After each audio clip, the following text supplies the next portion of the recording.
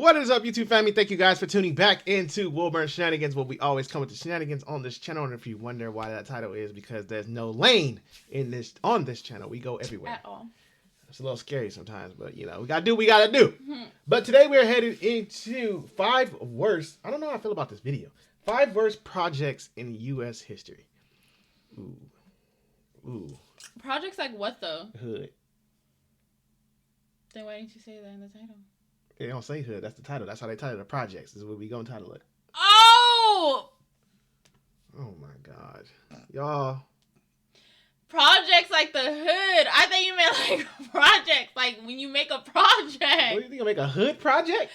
No. Read what you said. It said 5 worst projects in U.S. history. Yes. Why would there be? That's what I said. What do you mean?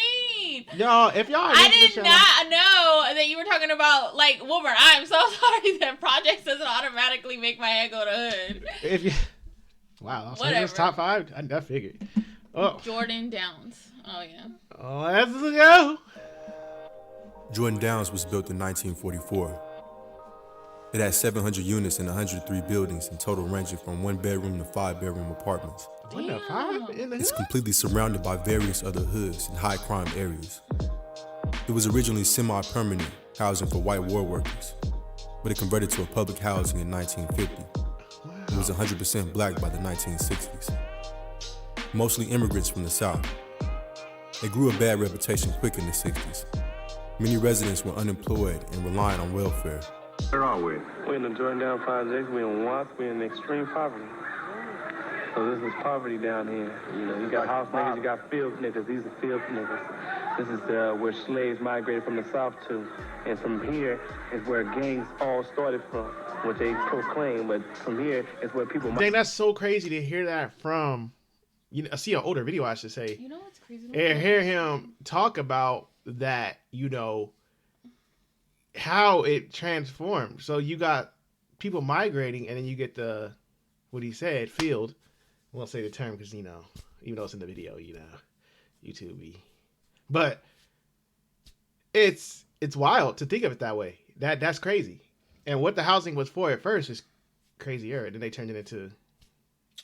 I'm thinking I could. So does that go back to the statement of, like, I'm gonna ask this, do y'all agree? I don't know if I agree yet, but did that go back to the statement of, so it was for war workers, right? What they said. And then do you think money, because maybe the war workers were migrating out and leaving, so now it's like we can't have these empty buildings, so we got to make some money somehow. So let's transform these into low income, because they making money off of the system. We all know that the system, that's how it works, forms like that. But now that you think of it that way, I never knew these buildings was something before. I thought they just built project. You know what I'm saying? It's just like that saying, like, you never know until someone talks about it. Yeah, I thought like they was just built automatic projects. Like, okay, now that you say that the other people was there before, now it's saying like, oh, y'all wanted to keep some money flowing. Yeah.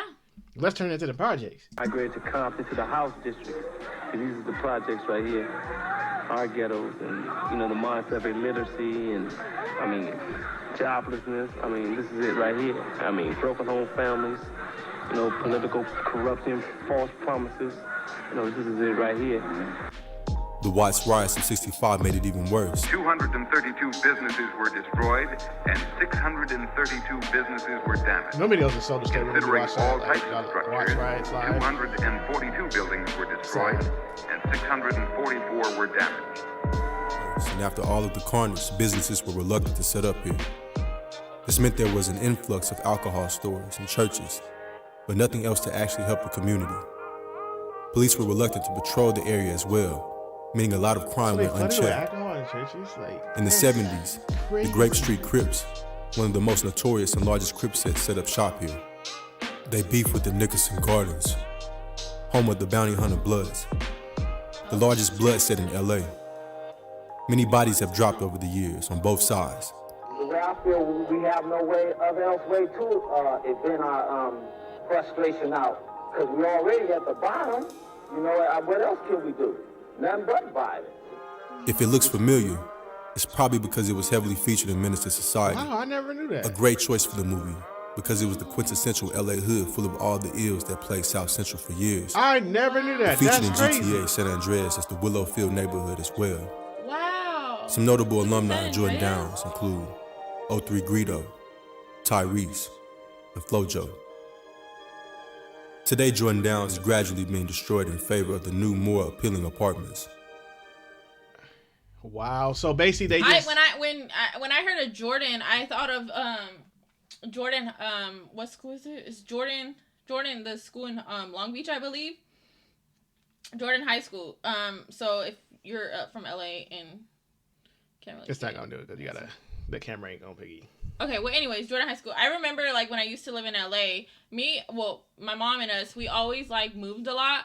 And I remember, like, the freeway always passing Jordan school. I just don't remember if we got off right by there or after there, but I remember the Jordan High School. And I thought, that's literally when he said that, I thought of that. I think it was called what? Jordan what? I forgot. Or what was it called?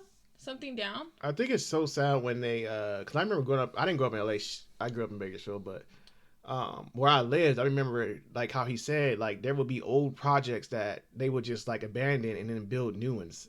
It's so crazy. I remember the new ones being built when I was coming up. Like they built these new ones like right next to our house. Yeah, I had family. I lived in LA for a couple of years and stuff. I think I want to say I don't even know, to be honest. I think I was like 6 or 7 when we moved. I could be wrong. But I do remember like living in a lot of places. Like we lived in Leanwood, we lived in Compton, we lived in I think those were the main 2. I mean, I have family in surrounding areas, but our main one was sadly Compton. So it's crazy because looking at it, like he said, back in the day, like that's sad. These 28 identical lifeless buildings were built in 1962 in Bronzeville on the south side of Chicago. Wow. It was the largest project in the country at one time. It was more like a concrete maze and had no trees in sight. Look at that. Chicago had many segregation laws at the time, and still to this day, one of the most segregated cities in America. From the jump, things were bad at Robert Taylor.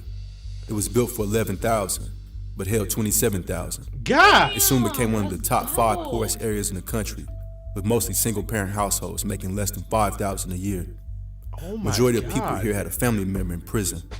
It was basically a high-rise slum and heavily neglected by the city. That meant faulty garbage chutes, broken elevators, and no maintenance. More than that, it was a hub of drug dealing and a home turf of multiple gangs that still exist to this day. Mickey Cobras, GD, and BDs to be exact. Even the police and ambulance were scared to come here, because once you got inside, it was a maze of dark hallways. Elevators are a common setting for assaults. In fact, a fifth of crimes at Robert Taylor happen to residents while they're coming in and out of their buildings. It was the worst in the 70s. And in one weekend, there was 300 shootings around Robert Taylor, and 28 people were killed. If you got a gun and that's the only way you can fight me is by a gun, then I have to, hey, you ain't no man, but I'm gonna have to fight your way in order to protect what's mine. Yeah, you know, ain't it's no like way. It's the environment in which we live, man. You know, I don't care whether you with a group of people or you by yourself.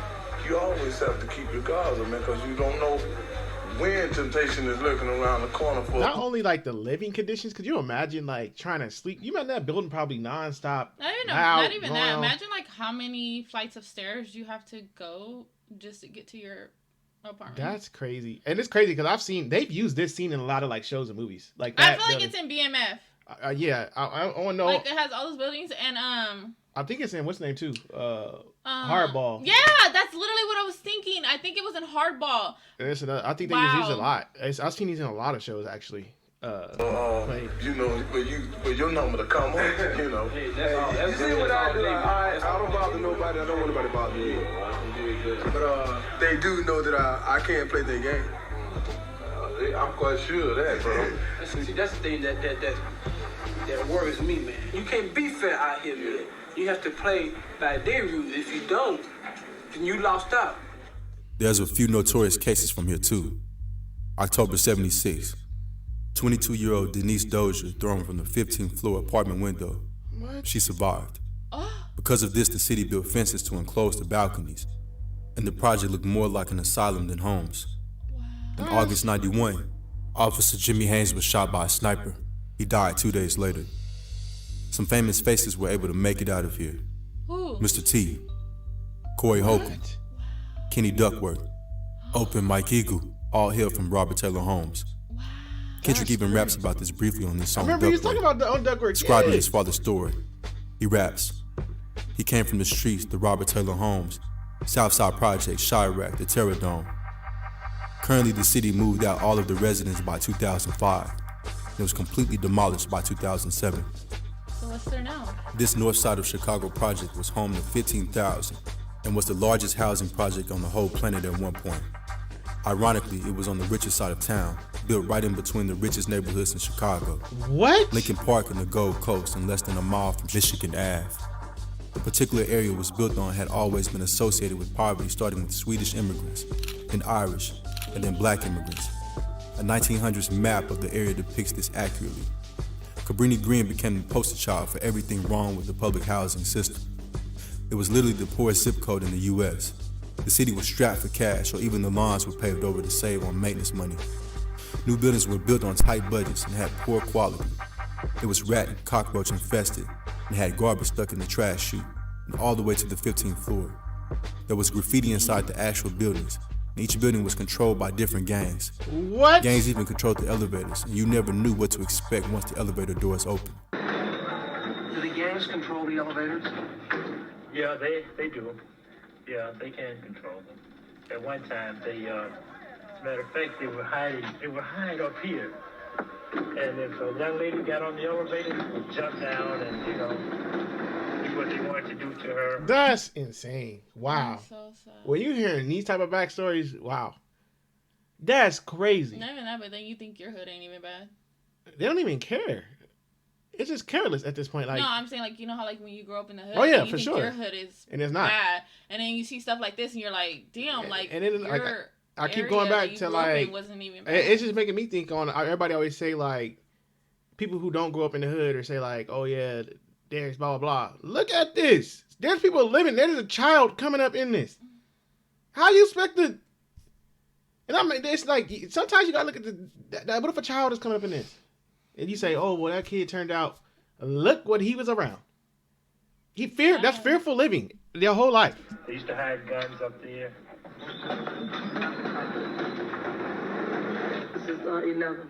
That's 11? Right. Okay. It's pretty dark out there. Yeah. That's crazy. See, that's another thing about these elevators. Because you never know what's going to happen when the door opens. Dark. The balconies were fenced in to stop people from dumping trash into the yard. It looked more like a prison block or animal cages than housing for people. To top it off, gang members would celebrate New Year's by firing guns in the air. As far as the stats go, it wasn't uncommon for 200 people shot or stabbed every year. In fact, during a 90s documentary on the crime here, someone was stabbed and died minutes later during the actual filming. The incident itself wasn't caught on camera, but the sad moments that followed were. The link to that video is in the description.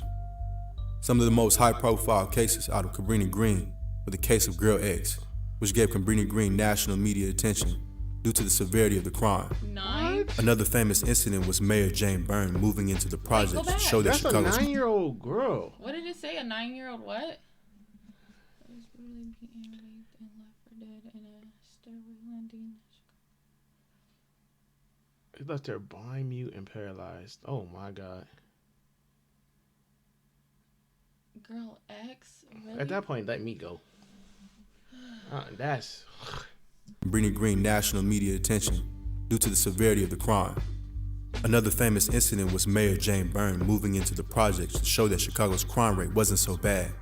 She only lasted 3 weeks. Oh my God. Some famous people that made it out of here are Curtis Mayfield and Polo G, who grew up in the nearby Marshall projects. The Good Times TV show was based here, and it also served as inspiration for both Candyman movies. It also that's featured crazy. the I Kanye West never knew Homecoming video. Currently, it was demolished in 2011, and only 2 buildings remain. It looks nothing like it used to now. Look at that. Located in Bed-Stuy, Brooklyn, the Marcy Houses were built a few years. That's it's so like I think it because look, like I told you where we from. We live not too far from LA. D's from Los Angeles. I'm from Vegas, so I grew up, but it's like I grew up in the hood as a youngster, and it's like I look at my hood now and say, man, we ain't lived like this. Like that's crazy. This is crazy.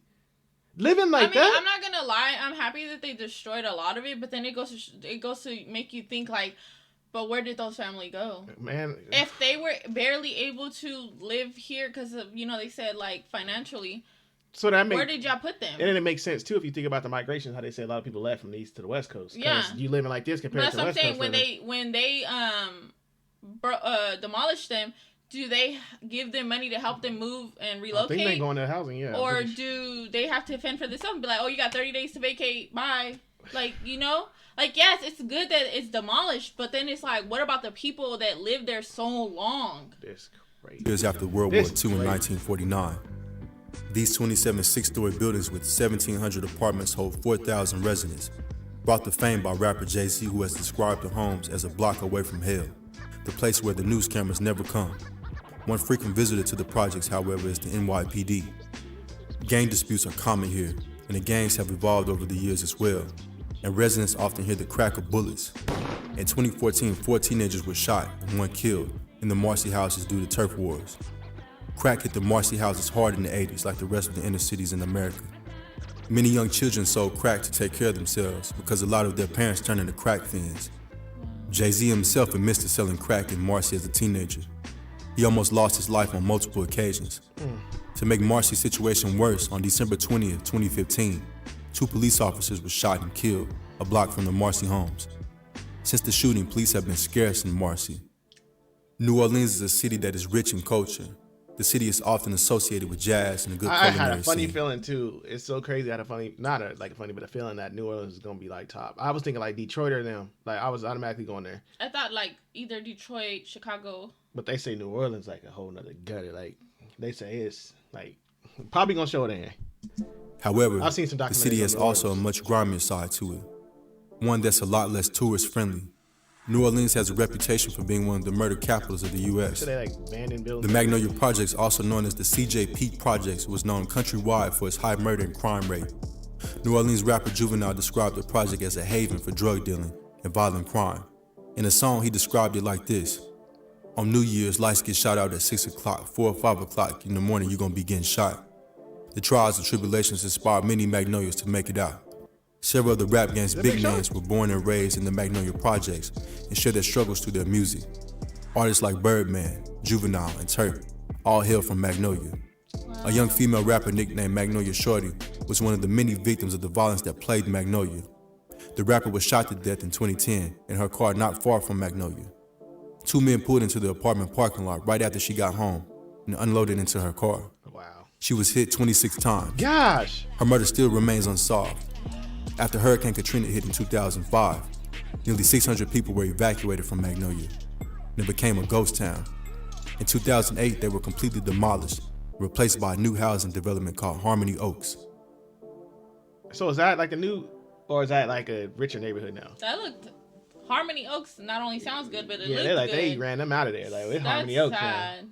Oh my God, this video was crazy, y'all. Y'all came with something wild on Friday. That is so sad. And it's just crazy because you think, and I always tell him, like, because people always say, like, oh, we want to leave so-and-so because we don't like it. Like, it's bad. But I'm like, there's a hood and a bad area everywhere you go. Just like, I'm worse than that. It's just either you go to it or you don't. Like, you know about it or you don't. And I feel like sometimes when people be like, oh, well, I want to get out of here because blah, blah, blah.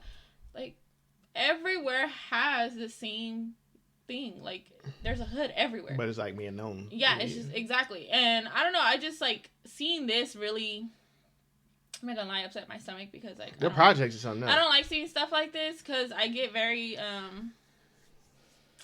how do you say it, like I get really into it where like I feel really bad and I'm like, I don't know how to explain it. Like my projects I'm used to seeing is like apartments, like where I grew up. Like I grew up like I wouldn't say the hardest part of Bakersfield, but close to. I was close. I was like a railroad track away. But my parents got me out of there fairly early. But I remember being over there. But I mean, looking at this, I'm looking at my stuff. My stuff is a playground. Yeah, and like I said, like exactly, like when we lived in certain areas in LA, like in Compton, like I mean, maybe it was just me, but like it was a nice area. But I mean, I'm not gonna sit here and say there was never drive-bys or anything. There was, but like ours never looked like that. That's and crazy. From time to time. Like, we go visit my family in Compton, and he sees it, and when he first went, because of what he thought, he was like, oh, snap, like, these are nice-ass houses in Compton. I'm like, yeah, everybody thinks Compton's just this, like, well, it is some parts, like, yes, it has some parts, but, like, where we were going, I'm just like, it's a nice house. Like, it's nice. And there was one for sale. And how much was it in Compton? Like 300-something thousand. And he was like, what the heck? And but I don't know. It's just like I said, I'm pretty sure we've lived in hoods, like bad hoods, but I don't think anything compares to these type of places. I can imagine them apartments when they had the lights out in the hallway and stuff. Like, oh it was my pitch gosh. black. How do you even? They probably don't. My come thing out. is not even that, but like now our iPhones have flashlights, or most of our phones have flashlights. Back then, like, what did you just have to carry a flashlight with you? They probably had rules, or like, candles. But they probably had rules. They probably didn't come out the apartments at certain times and come back at certain times. It probably was on some. So sad. Let us know. My mom got me and my siblings out. We left Compton and then we moved to Puerto Rico, and then we came to Bakersfield. So. But let us know y'all opinions on this. If y'all from these places, let us know. Yeah. We would like to know. Like, it's crazy, but this is a crazy. And video a lot of places are, they're demolishing it and making them look nicer. But I seen like a TikTok video where they were like, it was like in the hood. I forgot where, but it was in the hood. Like on one street, it was broken down like they did a lot. Where it was like broken down houses or old houses that needed to be fixed, painted, whatever the case is. So, and then on the other side, it was like a different, you would think like it was a different freaking place because they had new buildings, like they look so nice and everything. And I'm like, how can they do that? Like, you literally look this way and it's bad. You look this way and it's a whole new place. And I'm like, imagine, like, that's a slap in the face of the people across the street. Like, that is so disrespectful. It's the election. Who running them places? That's how it goes. But how can you build something like that right they across the making money street from someone who's literally needs everything it? revolves around the money. It's just a lot. I don't know. This topic is a hurtful topic. It's a lot. I feel like we can go on and on when it comes to this. But well, let us know down below. Comment, opinions, thoughts. If you're from there, man. If you're from there, please. I would love to chime in with you and know what it's like. Cause he likes to know like backgrounds of stuff. Yeah. So if you won't, let me know. Like but thank y'all for tuning in with us. We will see you guys in our next one.